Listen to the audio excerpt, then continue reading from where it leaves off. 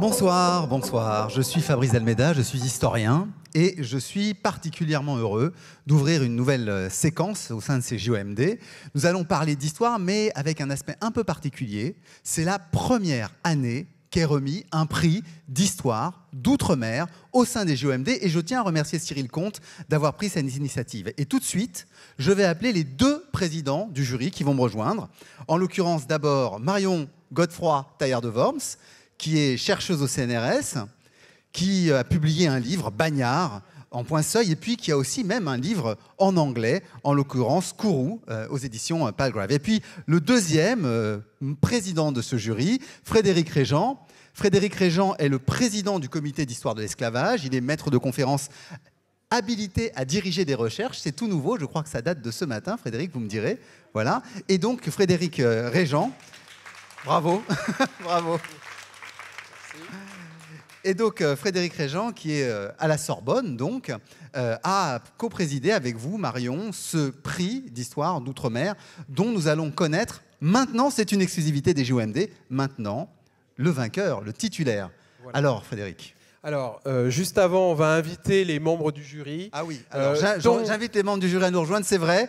Il faut dire leur nom, Carole Bien-Aimée-Besse, Jean-Luc Chappet, Élisée Koulibaly, Cécilia Elimor-Framy, François-Xavier Guilherme, Séverine Latarche. Je les ai croisés, hein, donc je vois qu'ils montent doucement sur scène. Je vois Bernadette Rossignol, Johan Phillips, Corinne Mancé-Caster, qui était dans les environs, je la vois aussi, Ariane Mathieu, Bruno Maillard, voilà. Et je crois que j'ai appelé à peu près tout le monde. Il manque donc Caroline Sévenot et alors Colette Zitnicki, qui est remplacée par Hugues Tertrais, voilà, pour la revue Outre-mer. Bienvenue Hugues Tertrais, qui était un chercheur éminent. Oui. Alors, Frédéric, il faut nous donner le résultat, parce que là, on est un peu ému, on est sur les charbons ardents.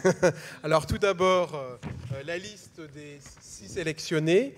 Donc, vous avez dans cette brochure qui est distribuée, Victor Hugues de Michel Rodinho, Le calcul et la morale de Philippe Steiner et Caroline Houdin-Bastide, L'histoire de l'industrie sucrière, le tome 5 de Christian Schnackenbourg, Marchand et négociant à Saint-Pierre de Abel Louis, La compagnie des îles de l'Amérique de Éric Roulet et Bernard Guénaud, L'empire colonial français de Richelieu à Napoléon. Donc il y avait au départ plus d'une vingtaine d'ouvrages qui ont été consultés par les membres du jury. Nous en avons retenu 6 en sélection finale. Et donc nous allons maintenant décerner le prix. Et je vais laisser à la coprésidente Marion Godefroy l'annonce du lauréat. Roulement de tambour. Alors, le tout premier prix du livre d'histoire des Outre-mer a été décerné avec une large majorité de voix à Bernard Guénaud pour l'Empire colonial français. Bravo. De Richelieu à Napoléon. Venez Bernard Guénaud, rejoignez-nous.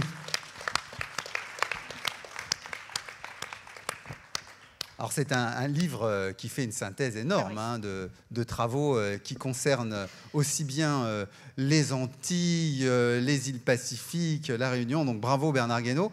On va peut-être vous demander de vous tourner vers le public, de montrer votre livre. Est-ce qu'on peut est-ce qu'on peut avoir une ou deux informations un peu exclusives du jury sur les motifs du choix? Alors, il s'agissait de décerner un livre qui puisse être lu par le plus grand nombre. Donc, autant le contenu que les qualités d'écriture ont été tout à fait primées. Et là, c'était un livre ambitieux puisqu'il s'adressait à tout l'outre-mer et pas seulement à un espace en particulier. Et c'était aussi très symbolique pour ce premier prix.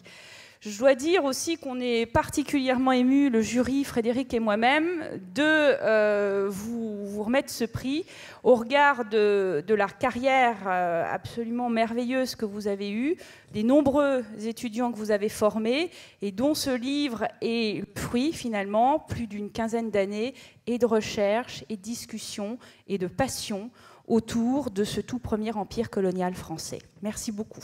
Félicitations Bernard Guénaud. Un mot, Frédéric Régent aussi. Oui, pour nous... alors un dernier mot. Donc le prix est doté de 5 000 €, donc qui vont lui être remis en fin de soirée. Et puis également donc une médaille qui correspond à la représentation de ce que vous avez sur cette brochure. Donc, un arbre à cacao. Donc, les enfants, vous allez remettre donc, une médaille à Bernard Guénaud. Alors, c'est une médaille en chocolat, mais le chèque n'est pas en bois, hein, je rassure. Voilà. Et puis, une médaille également à la coprésidente du jury, Marion Godefroy. Voilà. Donc ça, c'est pour mes kilos. Voilà, non. Non, mais c'est une médaille qu'on conserve, c'est pas une médaille qu'on mange. Elle est aussi en chocolat. Elle est aussi. Voilà, et je remercie encore tous les membres du jury. Est-ce que peut-être Bernard Guénaud peut nous dire un mot quand même de ce travail et de ce prix? Oui, alors donc, un mot bref. Merci à tous, hein, à tous les membres du jury. Merci à Marion Godefroy et Frédéric Régent, donc les présidents. Merci également aux organisateurs. Alors, je dois dire que cet ouvrage, c'est le fruit ce sont mes notes de cours, en fait. Un cours que j'ai fait en Sorbonne, à Paris 1, entre 2006 et 2012.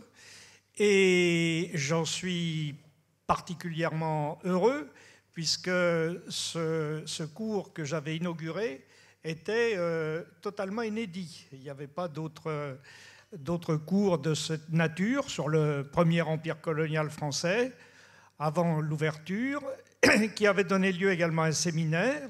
Donc, au-delà de la remise individuelle du prix, c'est évidemment à tous mes étudiants et étudiantes que cette récompense s'adresse également, dans la mesure où il faut transmettre, bien sûr, les connaissances sur une époque peu connue.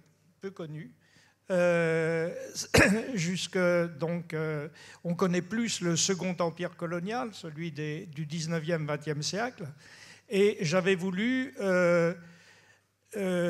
nettement marquer l'originalité de ce premier espace et de cette première époque. Et donc voilà, je ne vais pas être plus long, on aura l'occasion d'en reparler peut-être, mais au-delà, c'est donc quelque chose qui me touche particulièrement. Voilà, je voulais vous remercier tous. Merci beaucoup. Merci beaucoup. On admire le nouveau présentoir sur votre livre. Et puis, on remercie votre éditeur, hein, Armand Collin, qui est un grand éditeur d'histoire.